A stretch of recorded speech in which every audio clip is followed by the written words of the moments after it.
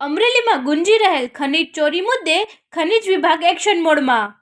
નમસ્કાર, ગુજરાત 24 ન્યૂઝમાં આપનું સ્વાગત છે. જોઈએ આજના મહત્વના સમાચાર. અમરેલીમાં લેટરકાંડના વિવાદમાં અમરેલી ખાણ ખનીજ વિભાગ પર સવાલો ઉઠ્યા હતા. ત્યારે અમરેલી ખાણ ખનીજ વિભાગ એક્શન મોડમાં આવી હતી. ત્યારે વહેલી સવારે રેડ કરતા અંદાજિત 1 કરોડનો મુદ્દામાલ જપ્ત કર્યો.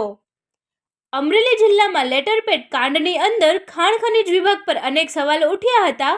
ત્યારે અમરેલી ખાણ ખનીજ વિભાગ એક્શન મોડમાં આવ્યું છે.